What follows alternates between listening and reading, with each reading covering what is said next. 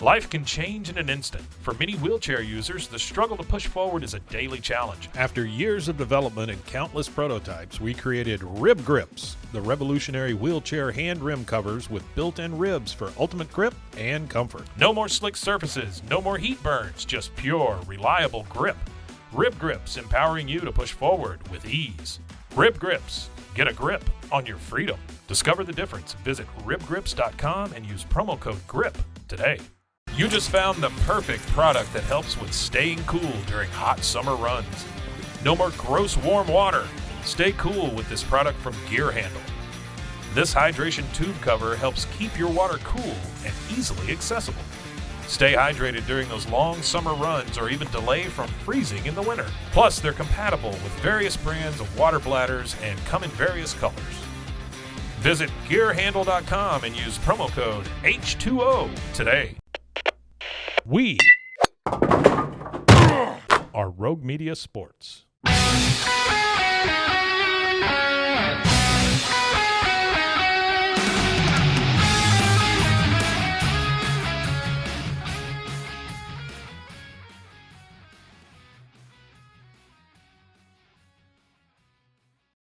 Hello, baseball fans, and welcome to this edition of A Visit to the Mound. I'm Lark Smith, and he is Stan Huff. We've got a special treat for you today. Stan has finally decided that he's going to tell us some of his stories from his time in baseball. Just remember, as he's talking, the names have been changed to protect the guilty. Guilty is right. They're all guilty. Anyway. What's some of the first thing you want to talk to you? Well, I mean, you've been at every level. I mean, from player to manager to coach. I mean, yeah. Start us off at spring training. I'm going to start off with the first day of spring training ever. So you get signed with the Mets. We go to spring training. And I'm thinking, this is pretty cool. Well, after that first day, which was 8 hours of this, I'm laying in the bed at the Edgewater Beach Hotel thinking, what have I gotten myself into? But it was definitely, you're playing with the best baseball players in the country, and it wasn't like one or two guys are good for each team. It's like everybody was. So you had to be on, you had to be ready to go every day, and you had to be going about 100% plus every day. Otherwise, you're probably going to go home. May not be a ball player. Go get a real job and, they have to sell beds or something. Yeah. So, okay, so fast forward. This goes about 2 weeks, and we're working on all the stretching, flexibility, and all that stuff, calisthenics, and doing all the bunt defenses, picks and pickoffs and rundowns, time plays, time picks, all this kind of stuff, okay? Then Nelson Burbrink, our minor league director, comes in and says, okay, tomorrow is going to be a little different. You A-ball rookie guys are going to stay here. Cincinnati Reds are coming over. AA, AAA, y'all are going over to Tampa. So I said, okay, this is really neat. Now we're going to play a game. It's what we're looking at. What's what we're here for. Absolutely. Anyway, okay, we do. Actually, we go out that morning, and we don't go through all the calisthenics. We go through the stretching and flexibility and all that, but we break into teams and we hit. This was different. Little BP. Well, it was a lot of BP. Okay. So, but okay.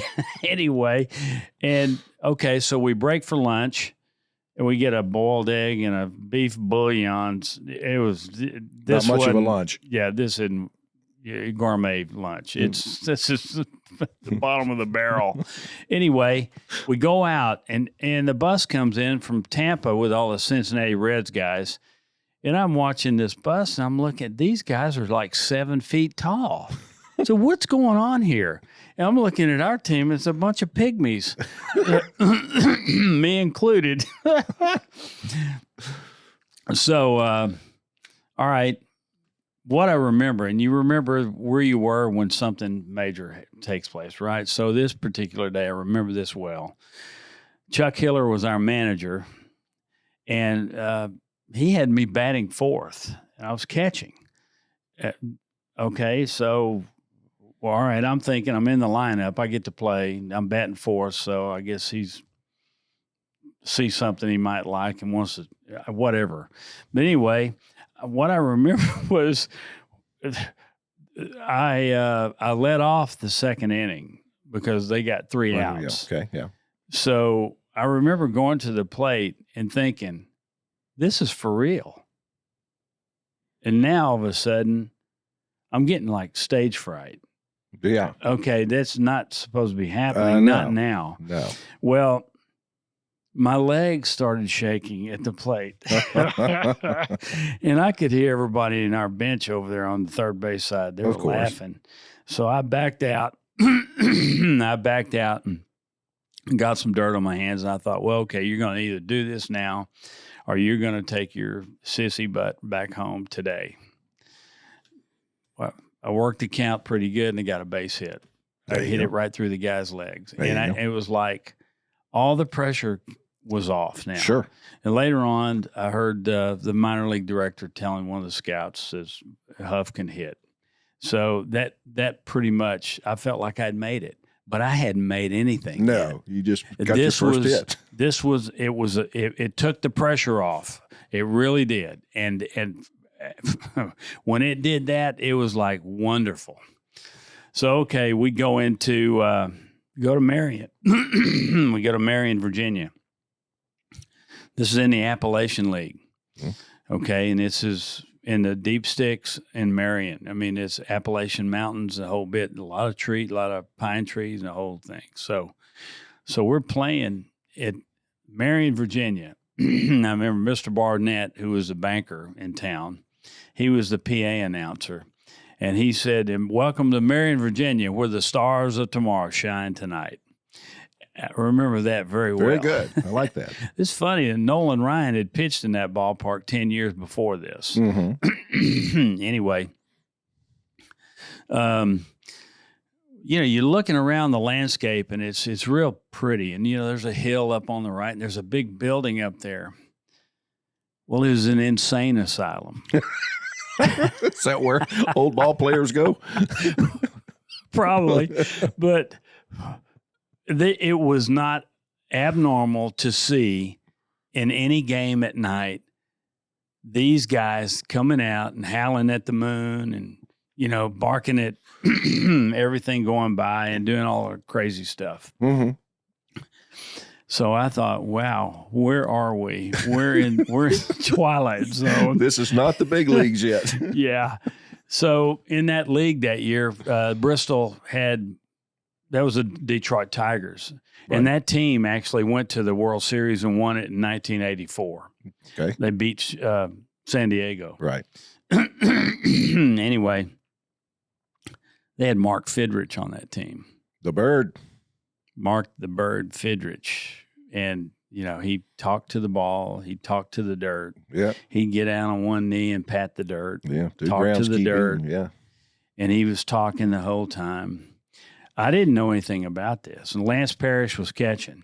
So when my turn comes up to bat, you're getting a toe hold. You're digging in kind of, so you can get solid. Yeah. Well, he's standing out there in the wind-up position with his hands in his gloves. And then I heard this. Dig it a little deeper, you SOB. I'm going to bury you in it.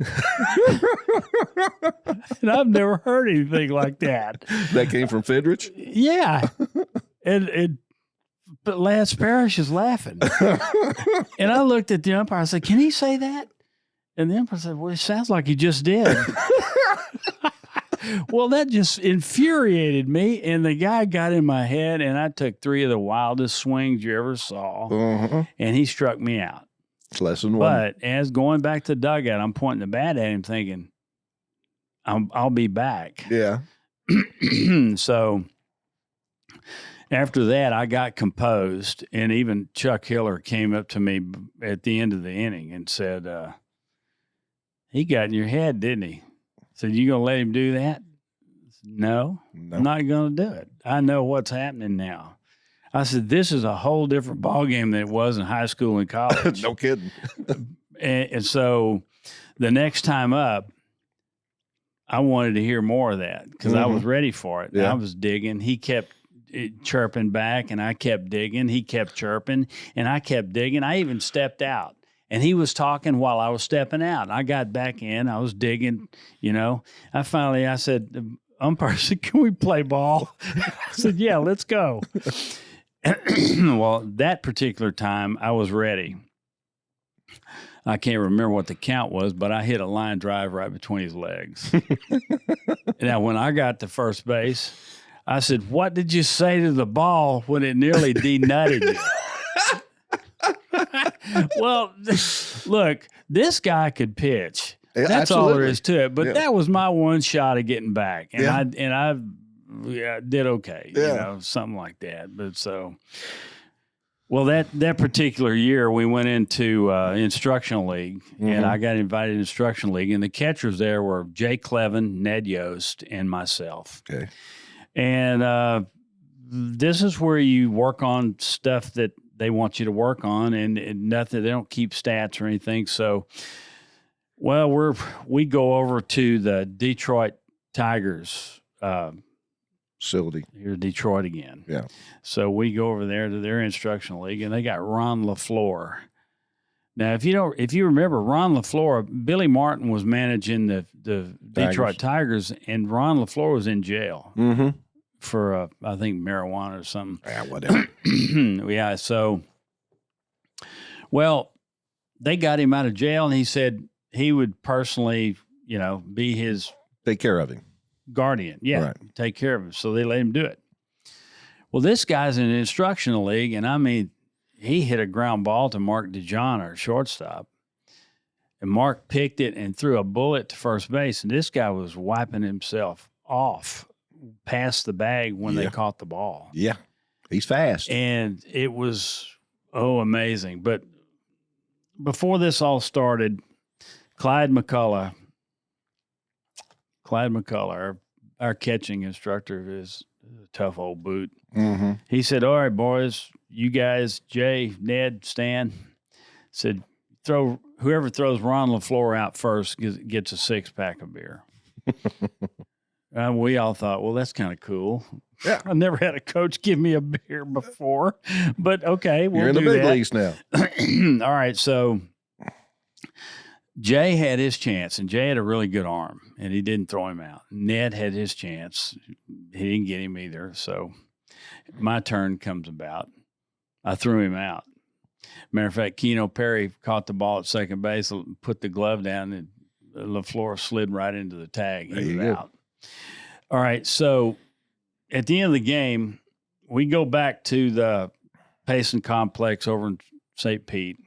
No, we were at Miller Huggins Stingle, the Major League Complex in the middle of St. Pete. So Clyde says, "Okay, get a shower. You're going with me." I'm thinking, okay, well, I'm going to get my 6-pack of beer now because I threw out on the floor. Okay, so I go with Clyde, and he goes into the middle of town, and we pull up to this biker bar. Oh, my God, where are we going? I thought he was going to get a 6-pack. We're going to go to the hotel, and maybe share a beer or two. But no, we go to the Bell Bar in middle of St. Pete, and all these Hells Angels guys are in there. And I'm like a little leery of this, but we go in, and when we opened the door, all I could hear was, "Hey, Clyde. Hey, Clyde's here. Clyde." Well, it was popular, wasn't it? This was his spot. This was his hangout, and those were his friends. Well, we didn't buy a beer. They bought all the beers for us. And now, not being a big beer drinker, I might have had 2, maybe 3. And I said, we got to go. Anyway, and Clyde took me back to the hotel. And the next day he said, "Well, how'd you like it?" I said, "Well, it caught me by surprise, but I think it was really a pretty good deal, and I sure did enjoy it." Oh, by the way, you still owe me a 6-pack. Yeah. Oh, I did. Yeah, I said that. He said, "You got your beer. That's it. Let's go. Get ready. Let's go play ball." And he got a little indignant when I said, "You still owe me a 6-pack," but he knew I was kidding. Yeah.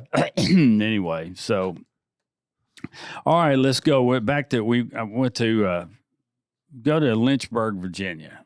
All right. Now, Jack Aker was our manager there. This is the next year. Okay. Well, Lynchburg, I tell you what, that was a good year. I caught 100 games that year, and it worked out really well. I got invited to Major League Camp after that. But we were playing against the Pirates team in Salem, Virginia. Okay. Okay. All right. So the pitcher that day was a guy named Ed Whitson. Yeah. Now, Ed Whitson, he pitched in the big leagues a long time. He did. He was in our league that year. So we had 2 outs in the first inning, the bottom of the first, and we were ahead 1-0 already. And ball was hit to Dave Lozano, our second baseman, at 10 feet from Marshall Brandt, the first baseman, and he throws it away and 2-run score. It would have been the third out of the inning. Well, okay, we're a little upset, so what? Errors happen. No big deal. Well, I'm in the on-deck circle, and the dugouts were dug down, and Lozano was up next. He was behind me, and he was hitting the dirt there. He was mad, and one hit a rock, and it hit me in the ankle, right on that funny bone part, and it hurt. I said, cut that out. Well, he started swearing at me. Well, I started swearing back. Well, it's my turn to hit. So he's in the on-deck circle, and I'm at the plate, and we're yelling back and forth at each other. Well, Whitson, I was so mad, it didn't matter who was pitching. I got a base hit. So when I got to first and Lozano came up, we're still jawing back and forth at each other. Now the whole infield is like, what's going on here? And Jack Aker's at third base, so he's got his hands out like, what's going on? Well, Lozano's so upset, he gets a base hit. Now I go to second, and he's at first, and we're still jawing back and forth at each other. I'm going to kick your ass, you little turkey, and all this. And he said, you can't beat anybody up, this kind of stuff. So Dave Culver comes up, and this guy could hit. And he hit a double and scored both of us. Okay. And I could hear Lozano running up my heels. And when we got in the dugout, it was like boom, boom, and we were battling each other, punching. And I do think I got the best of him right then. Anyway, Sneaky Grady had to stop the fight. He's jumping all over us. We beat Ed Whitson that day so bad. I think it was the worst loss he ever had, to be honest with you, because it didn't really matter who was pitching at that time. Yeah. We were all like on fire back and forth with each other. Pretty bad. Anyway. So was there any discipline concerning the teammates fighting each other after that? No, Jack just wanted to know what happened. That's all. He didn't care. Okay. And as long as we stopped it. Yeah. Because later on we got in a big brawl with the Red Sox team in Winston-Salem, and it was awful. Half our team didn't fight. And funny that you mentioned that. My dad was working for Owens, Illinois, and right. Owens, Illinois got a glass plant in Winston-Salem, and he told the general manager there, a guy named Mervyn Jenkins, he said, go out to the ball games. Stan's going to have some tickets for you. Well, they come out to the ball game. He had a good-looking daughter. And I found out he had 4 good-looking daughters. Well, I was just playing a joke on everybody. When they came up and we talked, I told everybody on the team that was my girlfriend. I didn't know her from Adam. Anyway, we get in the ball game, and it was a beanball throwing contest. Oh, one of those. Well, they were half a game ahead, or we were. I can't remember how it was, but just a little backstory on that. We followed the Red Sox everywhere they went during the season. Okay. All right. And one of their pitchers was leaving these cryptic notes in the dugout benches about, we're going to get you, Lozano. So, Lozano was like on fire. Of course, he couldn't shut up. He talked a lot. He was my roommate. We'd say, you need to take it easy, David. Leave it alone. But anyway, we get in this fight because of that. and there were beanball. We're back and forth. Right. And finally, in about the 5th inning, we tied the game up. And they put Glenn Harper into pitch. And he was a converted outfielder. He was a really good arm, and he was hyper kind of guy. Really good guy, too. So this hitter that was coming up, his name was Pucci Delgado. Okay. He's a Dominican kid, I believe. And Pucci could run. So I went out to the mound and I told Glenn, I said, let's pitch to this guy. I don't want to have to try to throw him out. Let's get him out. Just strike him out. Well, the first pitch went right under his chin. Well, when that happened, he threw his bat up like he was going to hit me, and I popped him right there, and there the game on. Yeah. Fight, and this wasn't one of those run into each other and push and shove and go down on the ground. This was like everybody was going toe to toe. There's about 7 or 8 little, and it was bad. What I do remember at the end of the fight that I was back to back with Jack Aker, the manager, and we were surrounded by Red Sox guys. Well, the umpires got the fight stopped, and Pucci and I got tossed out of the game. And when I went to put my stuff down, I noticed that Mervyn Jenkins and his good-looking daughter had left. Oh. So I thought, well, hey, that was they got to see a little bit of the game and a lot of the fight. A lot of what Stan is all about. Okay. Well, we didn't have cell phones back then, and my dad called the hotel. And I'm thinking, well, he's just calling to see how the game went. Yeah. I had no idea they were talking. Right. Him and Mervyn. Well, Dad said, hey, how'd the game go last night? I said, well, we got beat. And we got beat like 3-2 or 4-2, something like that. And he said, well, how'd you do? I said, well, I got one at bat end. I wasn't around long. Anyway, he said, well, I talked to Mervyn Jenkins. I said, oh, no. What about, he said, Mervyn, what he told me? He said, if Stan can hit as good as he fights, he ought to play in the big leagues and be an all-star. He goes, you got to understand, you can't be getting thrown out of these ball games and expect to go somewhere. I said, Dad, I know that. All right, okay, let's get over that. Yeah. Anyway. Yeah. I'll tell you, playing when I was in Wausau, Wisconsin, I was lucky enough I got voted on to the All-Star team. Okay.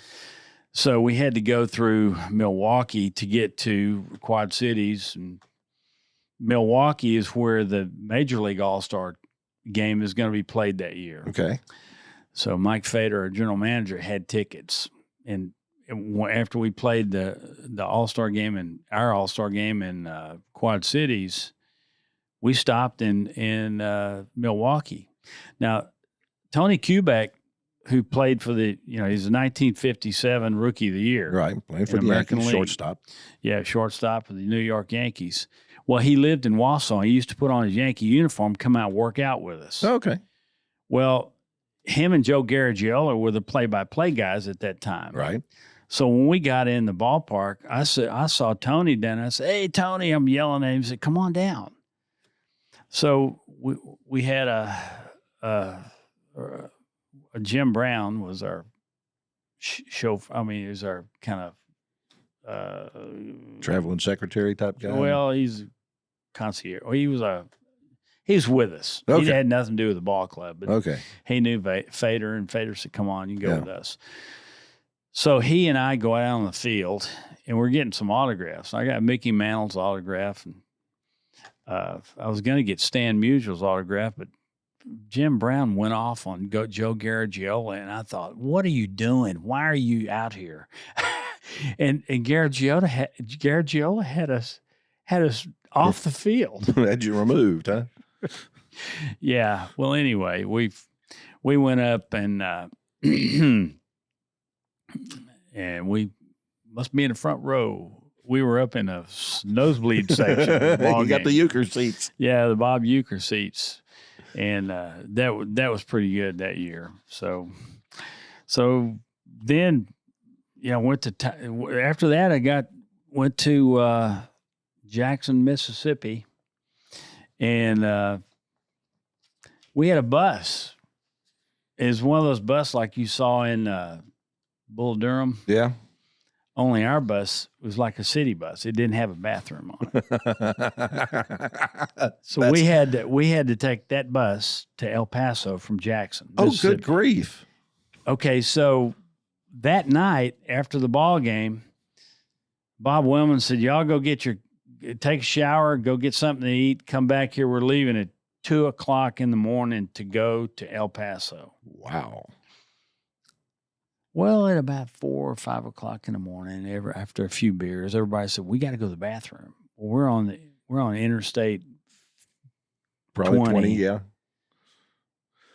Off some very desolate place. We all lined up and we took our leak on the side of the road. And there was a cop that went by and he had to stop. And he wanted to know what was going on. And the bus driver, Sonny Jackson, was our bus driver, big guy. He had to talk the guy out of giving us tickets and all that. He said, "Well, look, you're a ball player." He said, "Oh, okay, we'll let you go." He took off. We were in Texas at that time, so it was a Texas highway trip. Okay. So we beat the snot out of El Paso when we got there because it was just one of those deals with all that pent-up energy. And sure. The next 3 games, though, they beat the snot out of us. Coming back, we played in Midland anyway after that. So did y'all work your way back from El Paso, or did you from Midland go all the way back to Jackson? Yeah, we went back to Jackson from Midland. Wow. So that's a bus trip. It was still a bus trip, both going and coming. Especially on something that's more like a city bus than a Greyhound. Yeah. Well, I'm getting near the end here, but a couple more real quick ones. Right. In 1979, I was in Tidewater. Jeff Reardon was a closer. Now, Jeff had hurt his arm, and Roy Lee Jackson, Dwight Bernard were doing the closing stuff. So when Jeff got ready, he told Frank Verdi, the manager, "I'm ready to go." He said, I'm going to use you tonight if we get in a closing situation. Well, that night he didn't use him, and we were in a closing situation. He used Roy Lee Jackson. And Jeff got up and just left the game, walked right in front of him. We had to walk in front of our locker room door was right behind home plate. So he had to go down the first baseline, and right in front of Frank, he left. He watched the ball game. So when the game was over with, Frank was upset with him, and he said, "You're going to fine him $25." He said, "Fine me $250. I had enough of you." Well, it was nearly. Well, he said, "You want to go to the big leagues? Go to the big leagues." Well, he seen him to the big leagues, and he never came back. No, he didn't. So he did good. Now, one more story here. Yeah. I'm managing in 2001 in Ottawa, Canada, in the International League, in AAA with the Montreal Expos. Okay. Well, they sent Milton Bradley to me. And Milton was kind of the bad boy of baseball back then. He was. He couldn't get along with anybody. Well, they had sent him to me, and they told me, he's not coming back up here. You don't care if they hit a home run every time up. He's not coming back. But you got to play him to trade him. I said, "Okay, we'll do that." He said, if he isn't hustling or anything and they take him out of the ball game, there's not going to be any retribution on our part. You got to do as you wish, but we need to play him to get him traded. Right. Okay? Right. Well, fast forward, we go into Syracuse, and that was a Toronto Blue Jays team. Mm-hmm. Well, Terry Francona had managed the Boston Red Sox. He got let go or whatever, and he's doing special assignment work for Cleveland. This is part of the story, though. I'm not getting there yet. But that morning, we were going to play like the second game in Syracuse. I was reading the paper. And I was reading about Kenny Lofton being the center fielder for the Cleveland Indians. He's hitting 245, and he's only hit 6 home runs. And he's on an option year, a $7 million option, and they're not going to pay $7 million to an older guy that, is on his way out, hitting 230, 240, and only 5 home runs. Knowing that, going to the ballpark, we're in batting practice, and I turn around, and Terry Francona is sitting, the only person sitting in the stands. Mm-hmm. And I thought, this is the opportunity that Milton needs. Mm-hmm. He didn't get it. I called him over. I said, Milton, you ever sucked up to anybody? I said, what? I said, have you ever kissed a little butt there, to kind of politic your way into something? He goes, no. He didn't know what that was. Right. I said, okay, here's what I'm going to do. I want you to think about what I'm going to tell you here. Because Kenny Lofton is not going to, they're not going to pick a $7 million contract up on him. And Terry Francona's here to see you. For real? I said, yeah, for real. Well, he doesn't read the papers either. And I said, here's the situation. You got an opportunity to go with Cleveland, but you're out of batting practice right now. I want you to go back there. I want you to call Terry Francona down and make your deal. Make your deal with Cleveland right now. This might be your only opportunity. They're interested in you because you can play. So he went back there. 10 days later, they traded for him. Yeah. And now he's in Buffalo kicking our tail. And he was kicking our tail, too. Yeah.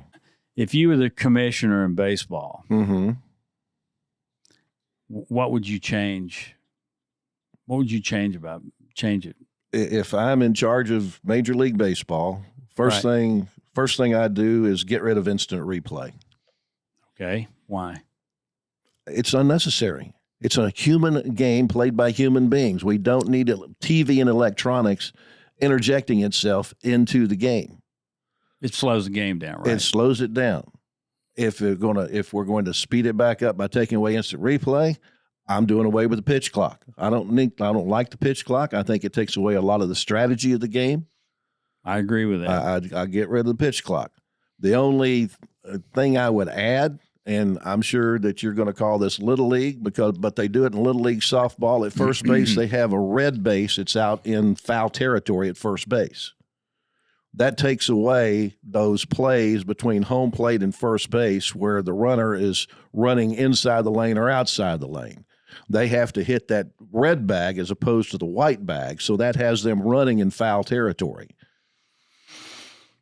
It's a bit of a stretch. Yeah, that's the only thing I would, because I've played every position in baseball during a game, and the place I hate to play the most is first base. I feel like that's the most dangerous position on the field. Other than, catcher, I don't think catcher is that dangerous compared to first base because you've got a runner coming at you as fast as he can. You got somebody from third base throwing the ball who knows where. You're trying to field that and also, maneuver so that you don't have the runner run over you. What about a runner coming in from third base? What are you talking about now? Let's hear that one. I know that's pretty. I know. I've had my share of that duty. Yeah, back in the years when they would run over you. Yeah, exactly. But those are a couple of things, if I was commissioner of baseball, I'd get rid of. I'd also have them let the catchers block the plate when they're making a play on the ball. I think anybody can block any base they want to, as long as they got the ball. As long as they're making a play on the ball. Yeah, like they're making the play on the ball, sure. That shouldn't change. No. Well. Okay, well, here's what would you change if you're commissioner? Well, in the NFL, they got a dress policy, and they've got to put their uniforms on the same way as everybody else, which I think that makes it nobody's better than anybody. Right. I wish they had I would have a dress policy in Major League Baseball. Now, this is on-field dress, not off-field dress. On-field. Okay. No, off-field. That's on them. Yeah. But, okay, I'd have them cut their hair to a length that's you can tell that they're actually a guy. And I'd have them shave those beards, too. Those mountain man beards are like hideous. Getting out of style. And it's not, I don't know. And, everybody wears their pants down to their ankles like they got pajamas on. Mm-hmm. So back when they had stirrups, so I'd bring back stirrups. But back when they had stirrups and they bloused their pants 4 to 6 inches over the stirrup, most of the major league teams put their logo on the stirrups, and it was an identifying, unique factor of baseball. No other sport had stirrups. Now think of the marketing right there. Oh yeah, unbelievable. But I'd have a uniform dress policy that, you have to show the socks. Show the socks. I mean, you don't you got show two the socks. teams that You got White Sox, Red Sox. Yeah. What the heck? I mean, that's why they're there. So that's what I do. And the Yankees are pretty good with doing this right now as far as the hair and the the George and Steinbrenner policy, basically. Well, and I appreciate that and I like it because you can actually tell who they were. One thing real quick. One time some reporter asked Steinbrenner about, why don't you put the names on the back so we know who they are? Mm-hmm. And he turned around and said, because the only one that counts is on the front. Absolutely. Which made all the sense. Absolutely. Anyway. You're here to play for the name on the front, not the name on the back. Exactly. So Absolutely. There you go. All right. Well, that is our time for this episode of A Visit to the Mound. We thank you for listening. If you have any questions, comments, anything you would like for us to cover, we would love to hear from you. You can follow us on Instagram and Facebook at A Visit to the Mound, or visit us online at visittothemound.com. Make sure you like, subscribe, and review this podcast, and be listening the next time we make a visit to the mound. One last thing, yes. Mark. Just thought about this. For the people that have heard how we would change baseball, I'd like to get an email from them about how they would change it. Yeah. So they can email us at. Sure. Yeah. You got the email address there, right? A visittothemound.com. That's it. Yeah. Give us your comments of what you would want to change in Major League Baseball.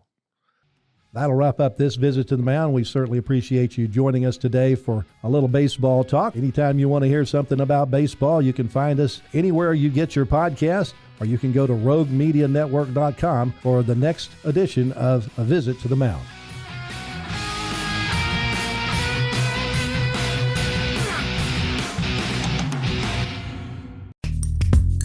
Are you a podcaster? Let's talk podcast hosting. Are you tired of your current podcast host? Need real support in a community that gets it? At Rogue Media Network, we offer top-tier podcast hosting services to help you thrive. From hosting and distribution to dedicated support, we've got you covered. Starting as low as $25 a month. Join our community of passionate podcasters today. Contact us at hello@roguemedianetwork.com.